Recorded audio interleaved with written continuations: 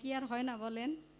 ওনার ওনার যে শ্বশুর, উনি কিন্তু আমাদের নেত্রকোনা মদনপুরে বিয়ে করেছে ওনার শ্বশুর আব্বা সাইফুল ইসলাম।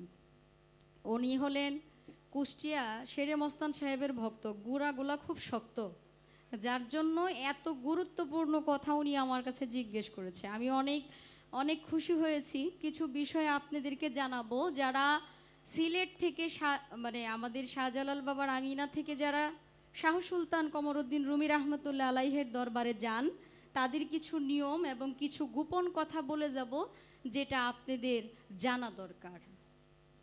কথাটা হলো, আমি কথা বলতেছি খারাপ লাগতেছে আপনাদের? আচ্ছা, আলহামদুলিল্লাহ। আমাদের শাহজালাল বাবার 250 বছর আগে হজরত শাহ সুলতান কমরউদ্দিন রুমি রহমতুল্লাহ আলাই 445 হিজরিতে এই পূর্ববঙ্গে সর্বপ্রথম ইসলামের দাওয়াত দেওয়ার জন্য আসেন এবং 1053 খ্রিস্টাব্দে শাহ সুলতান বাবা আসেন, আর আমাদের শাহজালাল বাবা আসেন 1303 খ্রিস্টাব্দে। এখন কথা হলো, ওনারা যে আসলেন, এই জায়গায় আইসা ইসলাম প্রচার করলেন, এদের তো মূল বিষয় আছে, ওনাদের বংশ বা ওনাদের মূল ঘর কোথায়। আমরা বড় পীর আব্দুল কাদের জিলানী রহমতুল্লাহ আলাইহের নাম শুনি নাই বাবারা? উনি বাগদাদ শরীফে এমন একজন কামেল পীর ছিল, ওনার নাম যদি অপবিত্র শরীরে কেউ নিতেন তাহলে তার এই শির কেটে যাইত। তখন এই নিয়ম পরিবর্তন হলো যে কোনো কারণে, অনেক লম্বা ঘটনা, সারা রাত্র শেষ হয়ে যাবে। আমার উস্তাদ 11 বছর যাবৎ অলিয়া আউলিয়াদের জীবনী পালা করেছে, একটা মঞ্চে 11 বছর গান করেছে, অলিয়া উলিয়ার এক খণ্ডই শেষ করতে পারে নাই। তাহলে এক রাত্রে আমি কিভাবে অলিয়া উলিয়ার জীবনী শেষ করতে পারি? আমি মূল বিষয়গুলো বলছি। এই বড় পীর আব্দুল কাদের জিলানী রহমতুল্লাহ আলাইহের আব্বা হলেন আবু সালেদ মোসা জঙ্গি। কি নাম? আবু সালেদ মোসা জঙ্গি। এই আবু সালেদ মোসা জঙ্গি যে, ওনার পীর ছিলেন মীর মহিউদ্দিন। ওনার দরবার কিন্তু বাগদাদ শরীফে না।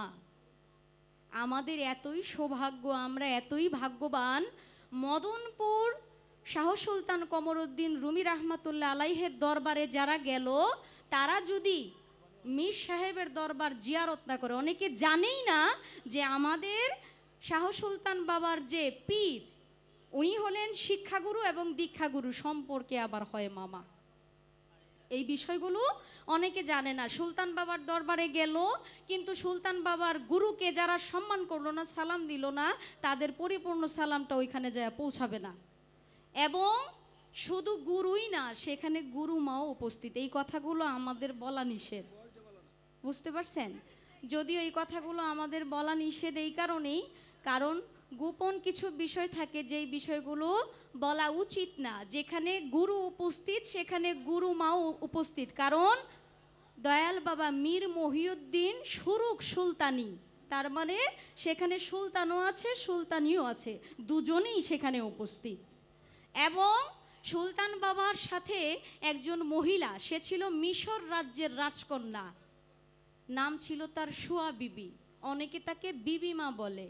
সেই বিবিমার সাথে শাহ সুলতান বাবার বিয়ের কথা ঠিক হয়েছে। আমাদের মধ্যে যেমন পাত্রপাত্রী দেখতে গেলে সম্বন্ধ হয়ে থাকে, এইরকম এজাজতম প্রার্থী, মানে উনি প্রার্থী, মানে ওনাকে বিয়ে করবে। এই ঘটনা যখন সুলতান বাবা জানতে পারে, এই সংসারের মায়া যখন তার ভালো লাগে না, সংসার যখন তার ভালো লাগে না, তখন সে বুঝতে পারলো এই রাজত্ব আমার না, এই রাজত্ব ছেড়ে আমার চলে যেতে হবে। তখন সে তার ওই যে বউ ঠিক করা ছিল, বিয়ে করা পাত্রী, সেই সকল কিছু ফালায়া সে রাতের বেলা পালায়া চলে আসলো। এখন এই সুলতান বাবাকে খুঁজতে যায় এই সুয়া বিবি সেই মিশর থেকে খুঁজতে খুঁজতে খুঁজতে খুঁজতে এই মদনপুর চলে আসছে। এখন সুলতান বাবার কাছে আয়েশা বলছে, আমি চলে আসছি। সুলতান বাবা বলছে, আপনি আমার কাছে থাকতে পারবেন না, আপনাকে আমার দূরে জায়গা দিতে হবে, আপনি থাকলে আমার সাধন পথে সমস্যা হবে।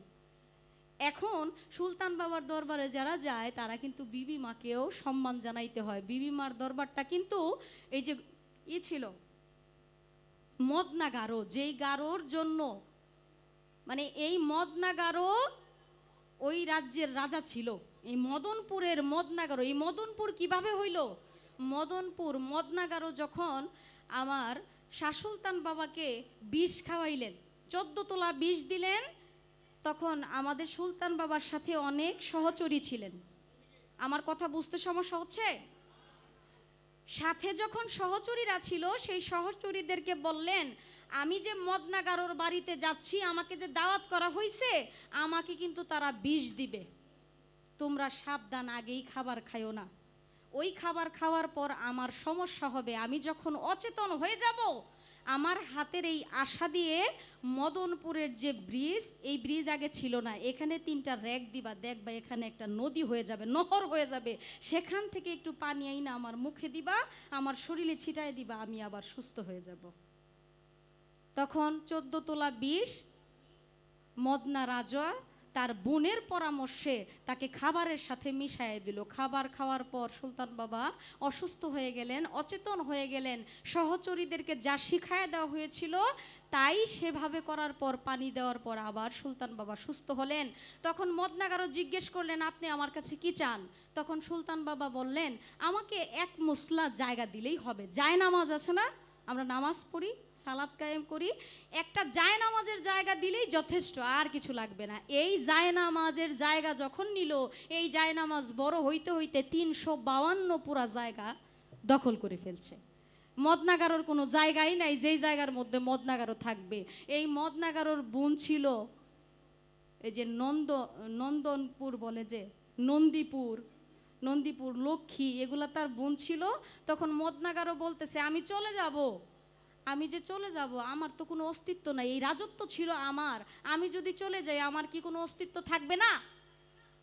বলছে, আচ্ছা আমি কি করতে পারি? কই, আমার নামে এই জায়গা রাখবেন, এর জন্য নাম হইল মদনপুর। ওই যে মদনা গারো, বোনের নাম লক্ষ্মী, লক্ষ্মীপুর, নন্দীপুর, এরকম ভাবে বোনের নাম এবং তার নাম দিল। যারা অলিয়া উলিয়ার দরবারে মানত করে, আল্লাহর নামে মানত করতে হবে, অন্য অলিয়া উলিয়ার নামে মানত করলে সেটা শিরক হয়ে যায়, আল্লাহর সাথে কাউকে শরীক করা যাবে না।